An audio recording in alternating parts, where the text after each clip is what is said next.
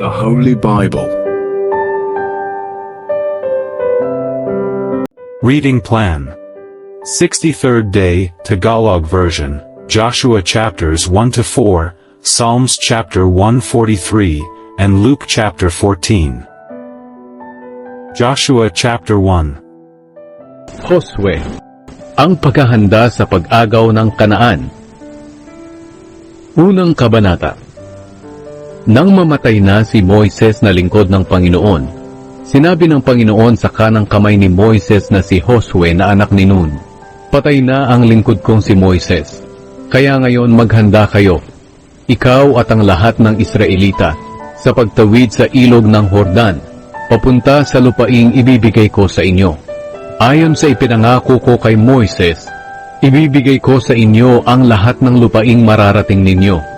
Ito ang magiging teritoryo nyo, mula sa disyerto sa timog hanggang sa kabundukan ng Lebanon sa hilaga, at mula sa malaking ilog ng Euphrates sa silangan hanggang sa dagat ng Mediteraneo sa kanluran, at ang lupain ng mga Heteo.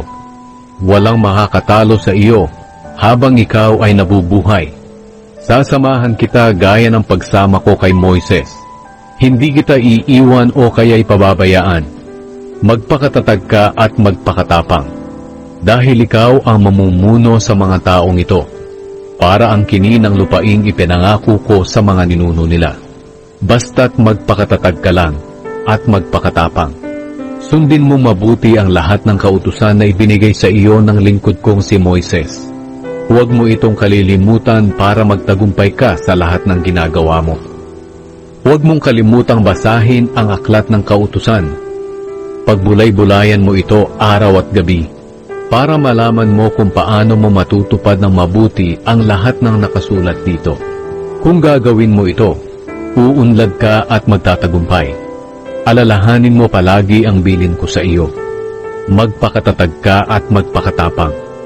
Huwag kang matakot o kaya'y manghina, dahil ako, ang Panginoon na iyong Diyos, ay sa iyo kahit saan ka pumaroon. Kaya inutusan ni Josue ang mga pinuno ng Israel. Libutin ninyo ang kampo at sabihin ninyo sa mga tao na maghanda sila ng mga pagkain nila. Dahil sa 3 araw mula ngayon, tatawid tayo sa ilog ng Jordan, para ang kini ng lupaing ibinigay sa atin ng Panginoon na ating Diyos. At sinabi ni Josue sa mga lahi ni Ruben, Gad, at sa kalahating lahi ni Manase, alalahanin niyo ang sinabi sa inyo ni Moises na lingkod ng Panginoon. Sinabi niya na bibigyan kayo ng Panginoon na inyong Diyos ng lugar na matitirahan na may kapahingahan. At ito na nga ang lupaing ibinigay niya sa inyo, ang silangang bahagi ng ilog ng Jordan. Mananatili rito ang mga asawa, mga anak at mga hayop ninyo. Pero dapat mauna ang mga sundalo sa pagtawid sa Jordan, para tulungan ang mga kapatid ninyo, hanggang sa masakop nila ang lupaing ibinigay sa kanila ng Panginoon na ating Diyos. Pagkatapos maaari na kayong bumalik dito sa silangang bahagi ng Jordan, para ang kini ng lupaing ito na ibinigay sa inyo ni Moises na lingkod niya. Sumagot sila kay Josue, "Gagawin namin ang lahat ng sinabi niyo, at pupunta kami kahit saan niyo kami ipadala. Susunod kami sa inyo, gaya ng pagsunod namin kay Moises. Samahan nawa kayo ng Panginoon na inyong Diyos, gaya ng pagsama niya kay Moises. Papatayin ang sino mang lalabag sa pamumuno at utos ninyo. Kaya magpakatatag po kayo, at magpakatapang." Joshua chapter 2. Nagpadala si Josue ng mga espiya sa Jericho. 2 kabanata. Pagkatapos, lihim na nagpadala si Josue ng 2 tao mula sa kampo ng mga Israelita sa Shittim para mag-espiya sa lupain ng Kanaan, lalong-lalo na sa lungsod ng Jericho. Nang makarating ang 2 espiya sa Jericho, nakituloy sila sa bahay ni Rahab na isang babaeng bayaran. Nabalitaan ng hari ng Jericho na may dumating na mga Israelita ng gabing iyon para mag-espiya sa kanila. Kaya nagpadala ng mensahe ang hari kay Rahab na sinasabi, "Palabasin mo ang mga taong nakituloy sa bahay mo, dahil nandito sila para mag-espiya sa lupain natin." Sinabi ni Rahab, Totoo pong may mga taong nakituloy dito, pero hindi ko po alam kung taga saan sila. Umalis sila ng madilim na at pasara na ang pintuan ng lungsod. Hindi ko alam kung saan sila pupunta, pero kung susundan nyo agad sila, maaabutan nyo pa sila. Pero ang totoo, itinago ni Rahab ang 2 espiya sa bubong ng bahay niya at tinakpan niya sila ng mga pinagputol-putol na halaman na ginagawang telang linen na pinapatuyo niya roon. Umalis ang mga tauhan ng hari para habulin ang 2 espiya. Paglabas nila sa lungsod, isinara agad ang pintuan nito. Sa paghabol nila, nakarating sila hanggang sa tawiran ng ilog ng Hordan. Bago matulog ang 2 espiya, umakyat si Rahab sa bubong at sinabi sa kanila, "Alam kong ibinigay sa inyo ng Panginoon ang lupain ito, at labis ang pagkatakot ng mga tao rito sa inyo. Nabalitaan namin kung paano pinatuyo ng Panginoon ang dagat na pula nang lumabas kayo sa Ehipto. Nabalitaan din namin kung paano nyo pinatay ang 2 hari ng mga Amoreyo na sina Sihon at Og sa silangan ng Hordan. Natakot kami nang mabalitaan namin ito at naduwag ang bawat isa sa amin dahil sa inyo. Sapagkat ang Panginoon na inyong Diyos ay siyang Diyos sa langit at sa lupa. Kaya ngayon, ipangako nyo sa pangalan ng Panginoon na tutulungan nyo ang pamilya ko gaya ng pagtulong ko sa inyo. Bigyan nyo ako ng patunay na hindi nyo papatayin ang mga magulang ko, mga kapatid ko, at ang buo nilang sambahayan." Sinabi ng 2 espiya kay Rahab, "Itataya namin ang buhay namin para sa inyo. Huwag mo lang ipagsasabi ang pag-espiya namin dito. Hindi ka namin gagalawin kapag ibinigay na ng Panginoon ang lupain ito sa amin." Si Rahab ay nakatira sa bahay na nasa pader ng lungsod, kaya tinulungan niya ang 2 espiya na makababa sa bintana gamit ang lubid. Sinabi ni Rahab sa kanila, "Pumunta kayo sa kabundukan para hindi kayo makita ng mga humahabol sa inyo. Magtago kayo roon sa loob ng 3 araw hanggang makabalik sila rito. Pagkatapos maaari na kayong umuwi." Sinabi ng 2 espiya kay Rahab, "Tutuparin namin ang ipinangako namin sa iyo. Pero kailangang gawin mo rin ito. Kapag nilusob na namin ang lupain nyo, itali mo ang pulang lubid na ito sa bintanang binabaan namin. Tipunin mo sa bahay mo ang mga magulang mo, mga kapatid mo, at ang buo nilang sambahayan. Kung may isang lalabas at pupunta sa daan, hindi na namin pananagutan kapag namatay siya. Pero may pananagutan kami kapag may namatay sa loob ng bahay mo. Pero kung ipagsasabi mo ang mga ginagawa namin, hindi namin tutuparin ang ipinangako namin sa iyo." Sumagot si Rahab, "Oo, payag ako." Pagkatapos, pinaalis sila ni Rahab at itinali niya agad ang pulang lubid sa bintana. Nang makaalis na ang 2 espiya, pumunta sila sa kabundukan. Doon sila nagtago sa loob ng 3 araw habang hinahanap sila ng mga tauhan ng hari sa mga daanan. Hindi sila nakita, kaya umuwi na lang ang mga tauhan ng hari. Bumaba ng kabundukan ng 2 espiya at tumawid sa ilog at bumalik kay Josue. Ikinuwento nila kay Josue ang lahat ng nangyari. Sinabi nila, "Totoong ibinibigay ng Panginoon ang buong lupain sa atin. Ang mga tao roon ay takot na takot sa atin."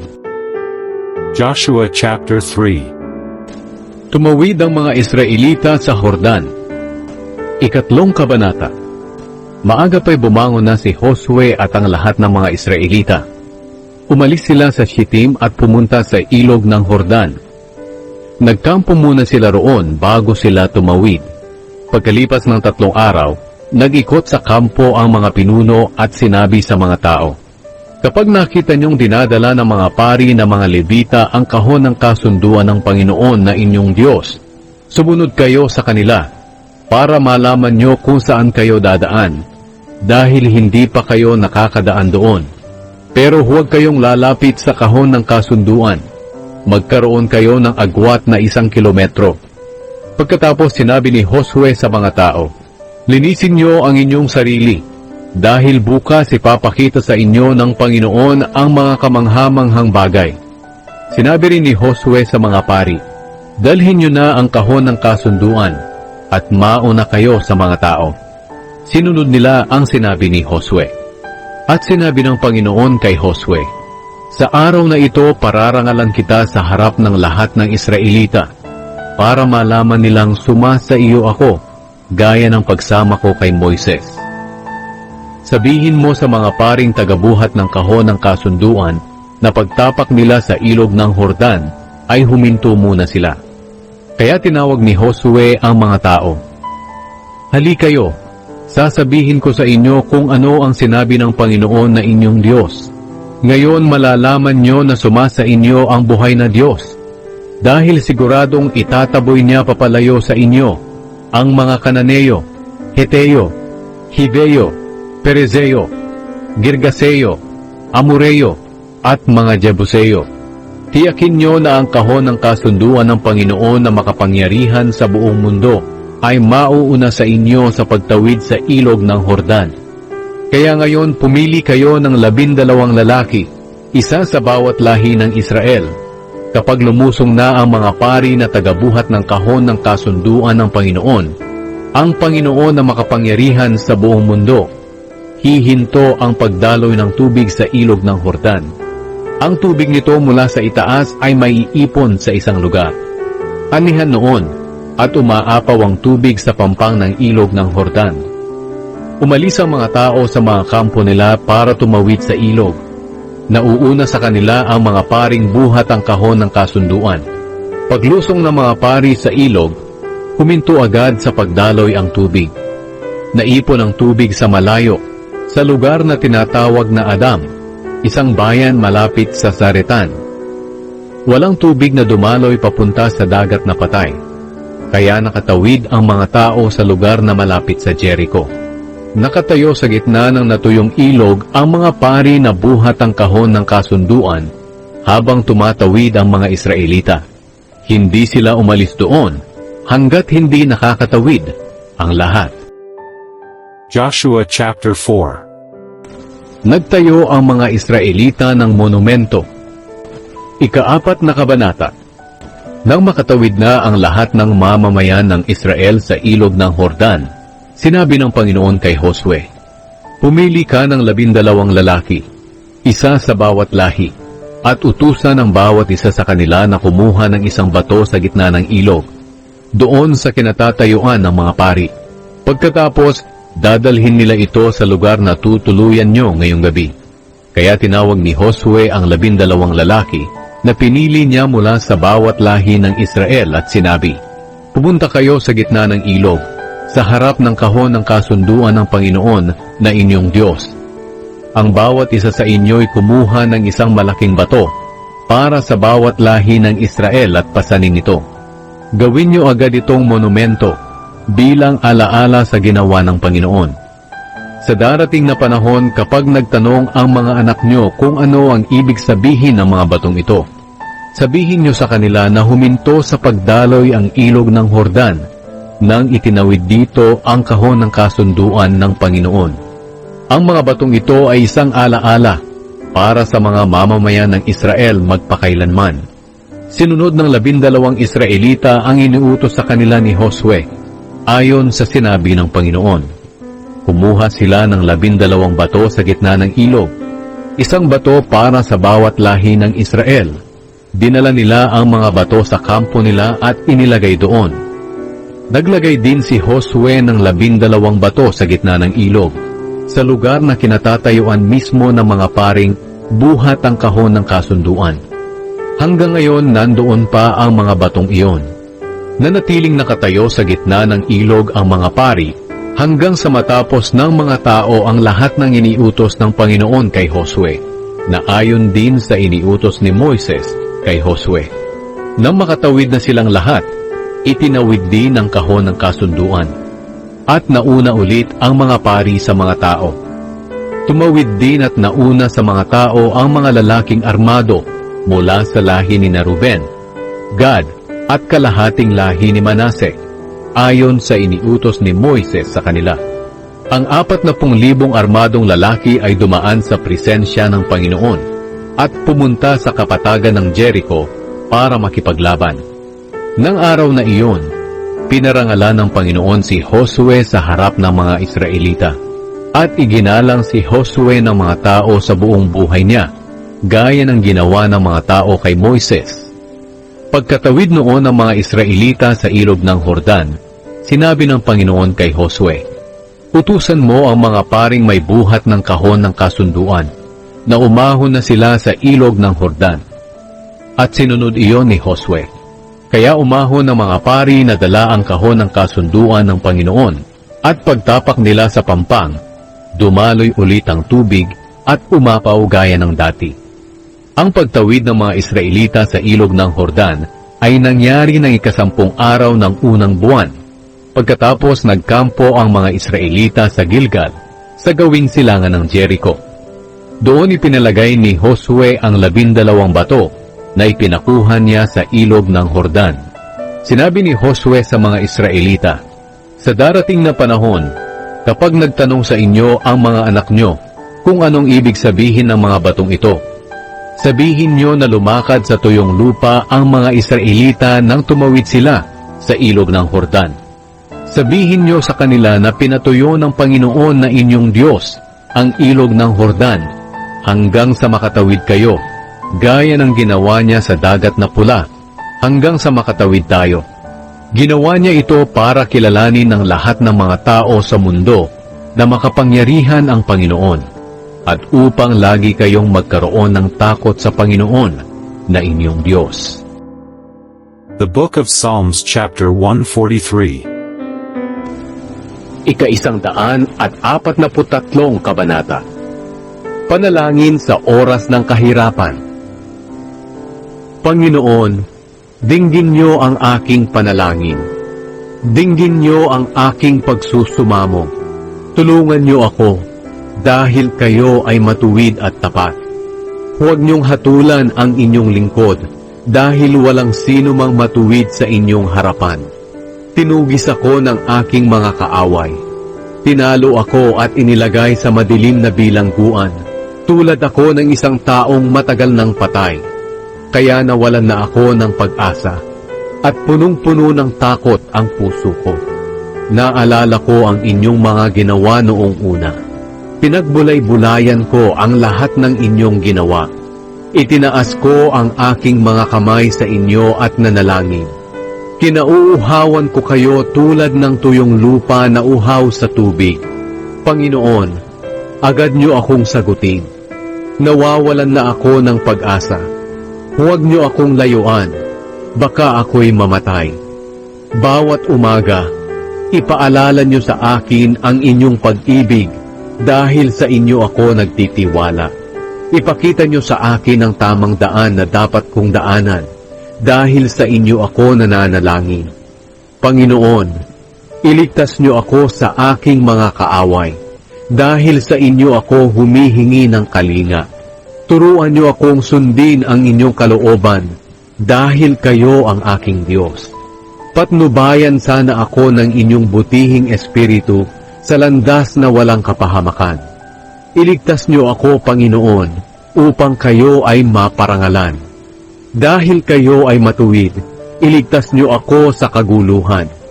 Alang-alang sa pag-ibig niyo sa akin na inyong lingkod, lipulin niyo ang aking mga kaaway. The Book of Luke chapter 14. 14 na kabanata. Pinagaling ni Jesus ang lalaking minamanas. Isang araw ng pamamahinga, inanyayahan si Jesus na kumain sa bahay ng isang pinuno ng mga Pariseyo. Minamanmanan siyang mabuti ng mga taong kumukontra sa kanya. Doon ay may isang lalaking minamanas. Tinanong ni Jesus ang mga tagapagturo ng kautusan at mga Pariseyo, "Ipinapahintulot ba ng kautusan ang magpagaling ng may sakit sa araw ng pamamahinga o hindi?" Pero hindi sila sumagot. Kaya hinawakan ni Jesus ang may sakit, pinagaling at saka pinauwi. Pagkatapos sinabi niya sa kanila, "Kung mahulog ang anak o baka ninyo sa isang balon sa araw ng pamamahinga, pababayaan nyo na lang ba ito? Siyempre, iaahon nyo agad, hindi ba?" Hindi sila nakasagot sa tanong niya. Matutong magpakababa. Napansin ni Jesus na ang mga bisita sa handaan ay naguunahan sa mga upuang pandangal, kaya pinangaralan niya ang mga ito. Kapag inimbita ka sa isang kasalan, huwag mong pipiliin ang upuang pandangal, dahil baka may inimbitang mas marangal pa kaysa sa iyo. At lalapitan ka ng nag-imbita sa iyo at sasabihin niya, ibigay mo sa taong ito ang upuan mo, kaya mapapahiya ka at uupo na lang sa upuan ng mga karaniwang tao. Ang dapat mong gawin kapag naimbitahan ka ay piliin ang upuan para sa mga karaniwang tao. Para pagdating ng nag-imbita sa iyo, sasabihin niya, kaibigan, doon ka maupo sa upuang pandangal. Sa ganoon ay mapaparangalan ka sa harap ng lahat ng panauhin. Sapagkat ang nagpapakataas ng kanyang sarili ay ibababa, at ang nagpapakababa ay itataas. Pagkatapos sinabi ni Jesus sa nag-imbita sa kanya, kung maghahanda ka, huwag lang ang mga kaibigan, kapatid, kamag-anak at mayayamang kapitbahay ang imbitahin mo. Dahil baka imbitahin ka rin nila, at sa ganooy nasuklian ka na sa ginawa mo. Kaya kung maghahanda ka, imbitahin mo rin ang mga mahihirap, mga lumpo, mga pilay, at mga bulag.